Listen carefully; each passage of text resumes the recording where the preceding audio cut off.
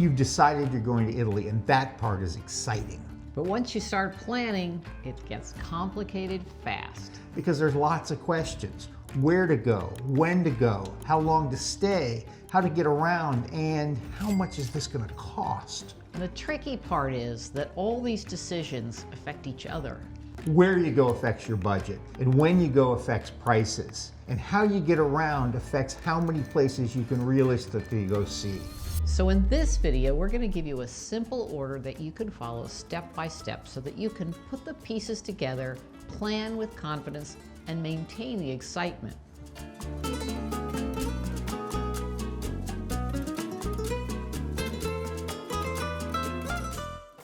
So now that you've decided that you're really going to go to Italy, step one is to put a little structure in the trip before you start getting hotels and looking at train schedules and all that sort of stuff. You're going to want to know, when are you going, how long are you going to stay, and how much of it do you want to do on your own versus with tour guides. So the first question is, when do you want to go?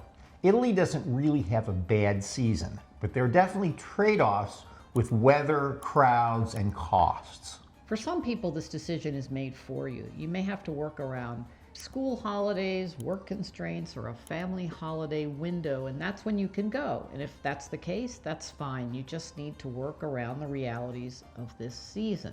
Summer is really the peak season, but it's hotter, can be more crowded, and more expensive, particularly in the popular locations like Rome, Florence, Venice, Amalfi Coast, Cinque Terre.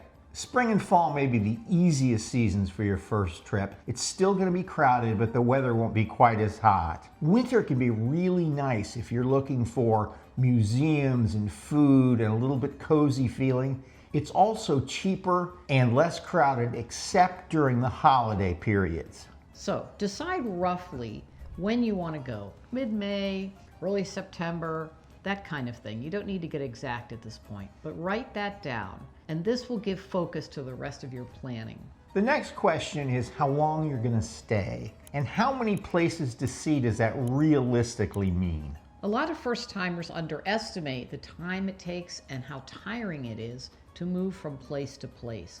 Because each time you've got to pack up, you've got to check out of your hotel, you've got to get to the train station, you got to take the train to wherever you're going, then you've got to find the place where you're staying and check into it, and then get a feel for the neighborhood. And all of that can just end up in a big blur of logistics rather than enjoyment of your trip. This is where the idea of a base city comes in. A base city is simply a place that you sleep for a number of nights, and during the days you explore that city and the surrounding area on day trips. In this video, we'll talk about 2 base cities or 3 base cities. We're just talking about the places that you sleep. A simple rule of thumb is to allow 3 nights per base city. That gives you 2.5 full days to explore around that area, plus time to settle in and get oriented. The key idea here is this: let the number of nights you can stay determine the number of base cities. That way you won't be traveling all the time from place to place and just collecting cities rather than really exploring them. The third question to ask yourself is how hands-on you want to be. In other words, how much of the detailed planning do you want to do yourself, and how much of it do you want to hand off to a tour guide and let them handle all the details? Many independent travelers like to choose their cities and book the hotels and restaurants themselves, but then mix in experiences where you have a tour guide for things like the Colosseum or other major sites, or for a cooking class or a wine tasting experience. So by the end of step 1, you're going to want to have these 3 things written down. First, when you're going to go. Your total number of nights that you can spend in Italy, and the number of base cities that means, and a rough idea of what those base cities might be. And roughly how much you want to plan yourself and how much you want to hand over to guides on certain days. Once you've got those 3 things, your planning becomes much easier. That blank page is turned into a structure. So now you know the kind of trip overall that it's going to be, and it makes it easier to fill in the blanks. Now let's talk about money. Now, I'm not talking about building some giant spreadsheet. The goal is simply to get a rough idea of how much this trip is going to cost, so you're not constantly wondering, can we really afford this? A good way to keep yourself on track is to think in 5 buckets: flights, accommodations, food, getting around within Italy, and then sights and experiences. So by the end of this section, you should have a rough idea of the cost for each bucket as well as a total, so that now you can sort of assess whether this is manageable, this works, or we have to tweak something. Bucket number 1, flights, is often your biggest expense. Now that you know when you're going and how long you're going to stay, go to a site like Google Flights and put in the city where you think you'll start and where you'll end, and just see what the prices are. You'll quickly see the normal price range for the dates that you'll be traveling. So write that down for each person in your party, and that'll be your total for bucket number 1. Bucket number 2 is lodging, and it's your biggest expense when you're on the ground in Italy. To start planning here, think about the comfort level that you'd like. Are guest houses and B&B the kind of way you like to travel, or do you really like to go with more luxury hotels? Before you pick any nightly average cost, why don't you do a 2-minute scan in one of the cities where you'll be staying. Look at a handful of places at the comfort level you're looking for and see kind of where the prices average out at. Now, caution, don't pick the cheapest place, but go with the comfort level you're looking for, or you may be disappointed. When you see the same price range showing up repeatedly, that's your nightly number. Take that and multiply by the number of nights and rooms that you need and add a cushion. And that's for things like city tax or cleaning fees or other things that you don't expect. You're not trying to get the exact number, you just don't want to really underestimate a great deal. So that's your lodging bucket. Now, if you already know that there are 1 or 2 places where you want to splurge at a hotel, then bump up your total number to cover that. Otherwise, keep it simple. Let's talk about bucket number 3, food. A breakfast in Italy is very simple, usually coffee and a pastry. That's going to run you in the €5 to €8 per person range. Now for the rest of the day, you can sort of think in 2 strategies. One is to go casual, and that would mean a slice of pizza for lunch and a simple trattoria. That's going to run you in the 15 to 25 euro per person range, depending on exactly what you pick. The other way to go is a little bit nicer in the quality of the trattoria or the restaurant that you go to. For that, you can expect to be in the 25 to 35 euro range per person. And then you're going to want to add in a few euro for that gelato or that extra cappuccino that you have during the day. Good idea. So now pick a daily number that feels right for your style and multiply it by the number of days that you're going to be there. And that's your bucket for food and drink.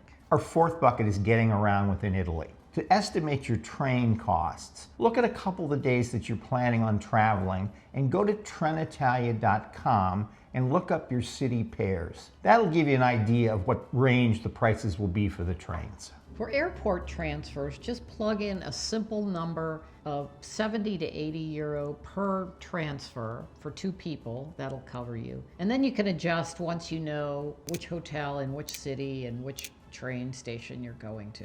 And if you want to keep costs down, plan to use the airport train or bus instead of a taxi when you can. Add those together for all your transfers, for everyone traveling, and now you've got your 4th bucket, your transportation costs. Now, if you're going to be renting a car for a few days excursion into the countryside, then you can add the cost of the rental, fuel, tolls, gas, parking into that number as well. The last bucket is for the fun things. These are like the experiences of having a cooking class or going on a wine tasting tour, visiting museums, seeing sights, or taking special tours.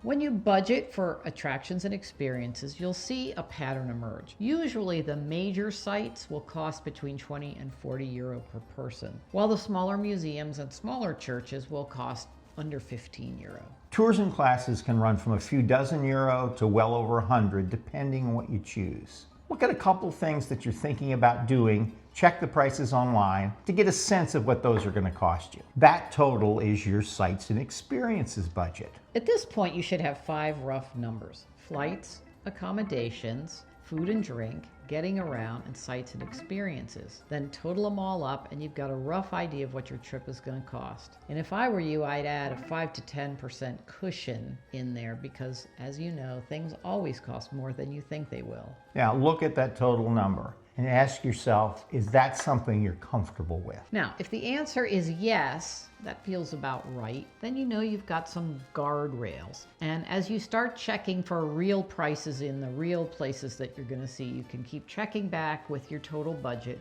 and see whether everything still fits. If that number makes you nervous, this is the time to adjust. And you could do that by going a different time of year, not staying quite as long, going with somewhat less expensive accommodations, or cutting out a tour or two.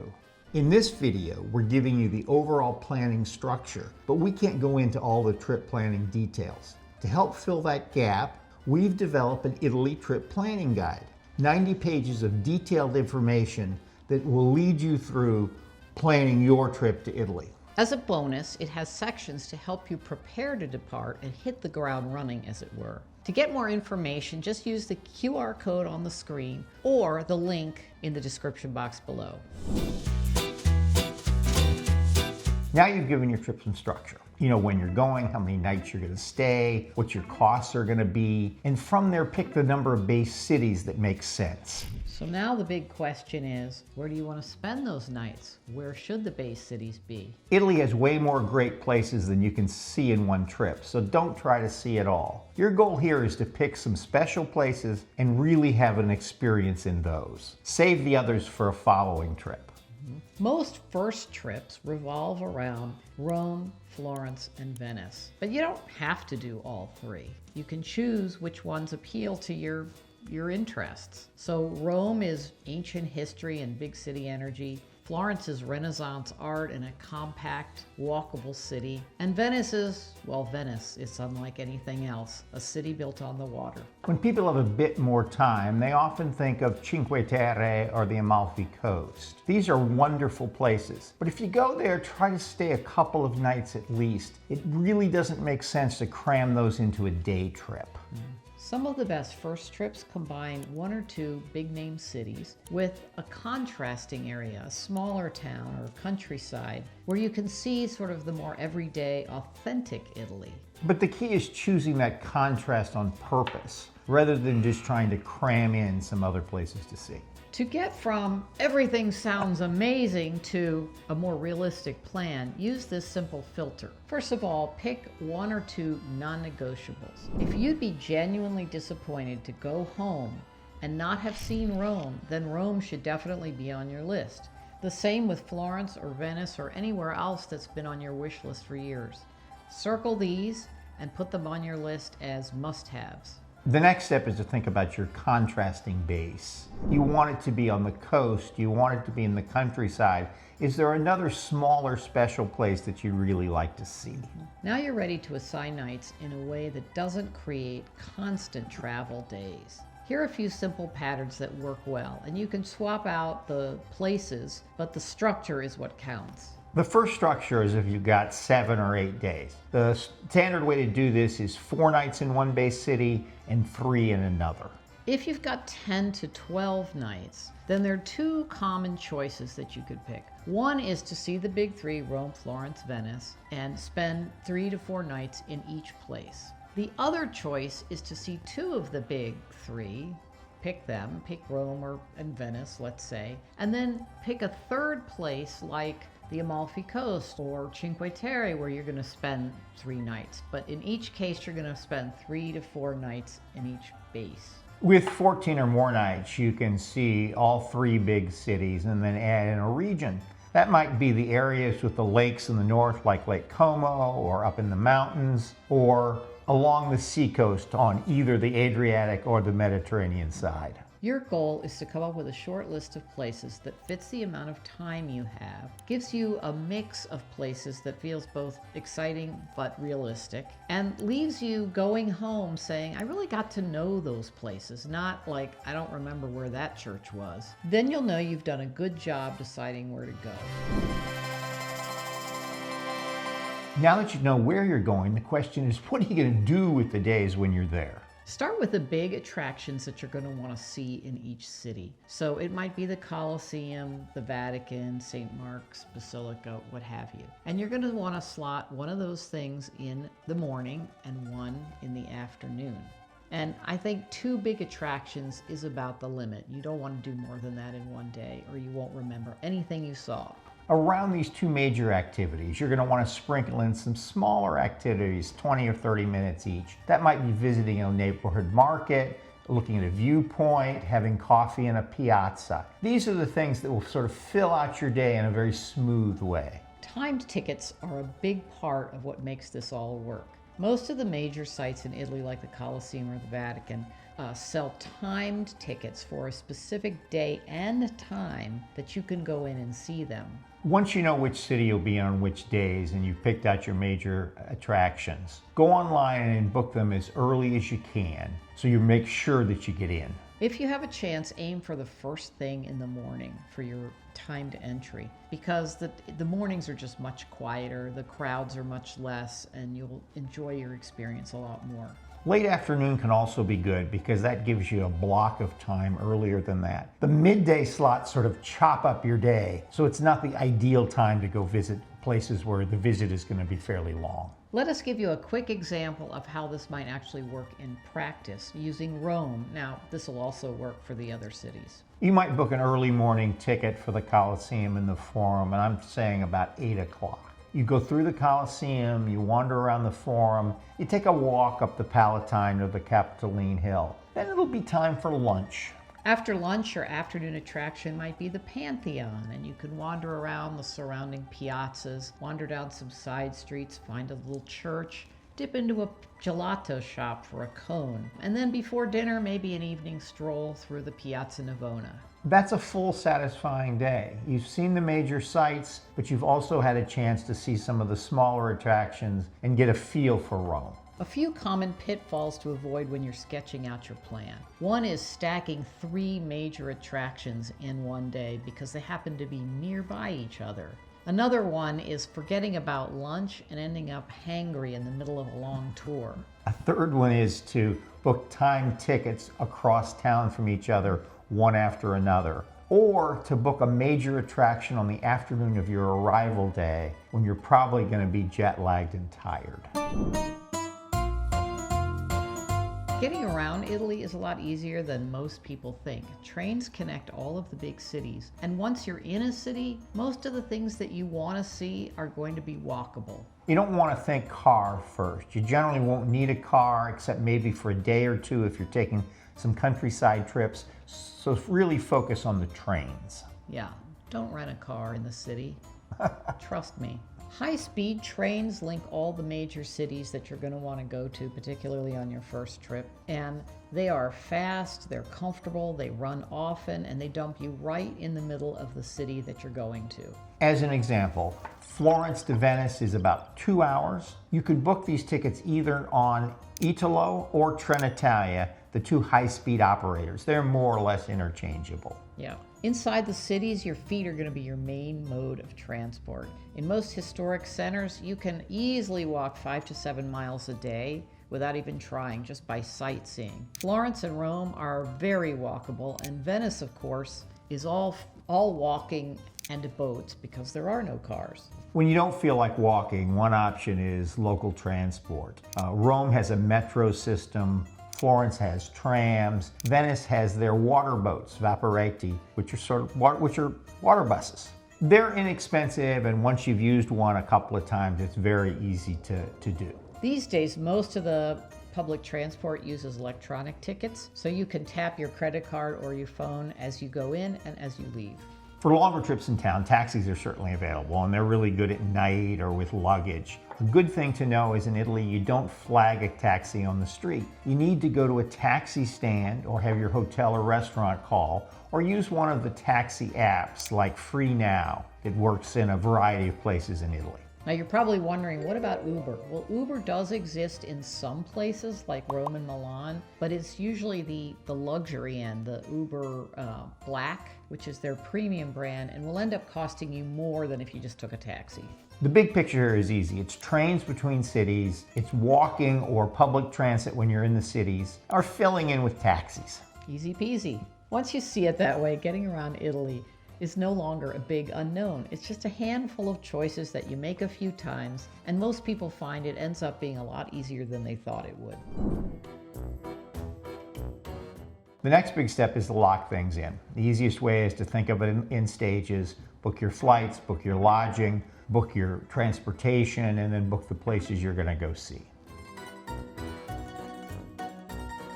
When it comes to your flights, you don't need to book a round-trip ticket, for example, into and out of Rome. And in fact, you may not want to do that because, for example, if you're visiting Venice later in your trip, what you may want to do is book a flight into Rome and out of Venice. And that way you avoid wasting time backtracking and going back to Rome.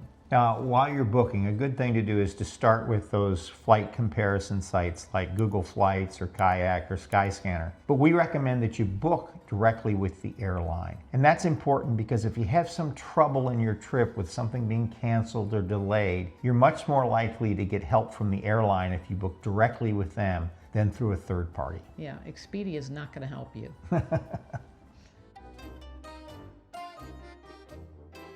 Once your flights are set, then you want to book your accommodation, particularly in the big cities and especially in high season. And make sure that the places that you're choosing are well reviewed and also in a convenient location, because you don't want to spend your whole vacation commuting in from the suburbs to the city, which some people end up doing, yeah. A good thing to think about also is if you're not 100% sure of something, is to look at the cancellation policies and book places that have got a liberal cancellation policy. Yep, for sure.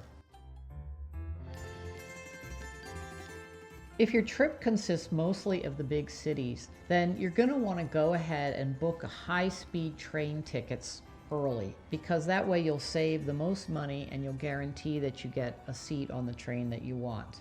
The last step is to book your attractions, the things you're really going to Italy to see. Start with the things that are likely to sell out fast. So like the big attractions like the Vatican, the Colosseum, the Accademia, the David, the Duomo climb up to the Dome in Florence, all of these things sell out quickly. So you're going to want to book them as soon as you have your schedule locked down. Now, these tickets are non-refundable, so you don't want to buy them until you're sure when you're going. But as soon as you are sure, go ahead and book them. The way you want to think about it is if they sell time tickets, you're going to want to buy one. It's not something you're going to want to leave to the last minute. Because there won't be any. Now, when you go to book your attractions, start with the official site, because that's going to be the clearest availability of tickets, and you're going to know what the price is and all the rest. If you find that something is sold out on the day that you want to go, there is a plan B, and that is to book an entry through a third-party operator like Viator or Get Your Guide. You're going to pay more for the ticket, but if you really want to climb the Dome and the tickets are sold out on the official site, you can probably get a ticket on one of those third-party sites. Next, choose the guided experiences that you'd like to have. Something that's often good is when you first get to a city, take a guided walking tour or a golf cart tour. And then you can also do things like food tours, or if you like, a cooking class. As for restaurants, don't try to book everything for every meal. Just pick a couple of nights or lunches where you'd really be disappointed if you didn't get to eat in that restaurant, and go ahead and book that. Otherwise, just stay flexible, because there's times when you're going to want to eat street food or visit a small trattoria that you happen to pass, and you want to have the flexibility to do that. You don't have to book every minute. Just focus on the places where you'd feel really sad if you missed them, and then let spontaneity take over the rest of the trip. Those are usually the moments that you remember the most, is when you just ran into something interesting. So that's the planning process in a nutshell. If you want a clear written guide of everything that we've discussed and a lot more, and you want help with some of the areas where people often get stuck, you might want to get our Italy trip planning guide. You can find out more about the trip planning guide by using the QR code on the screen or the link in the description below. Otherwise, you're ready to go. You're all set with where you're going, when you're going. Just book your accommodations and stop overthinking it. And then you can go and have a great trip. Buon viaggio. Buon viaggio.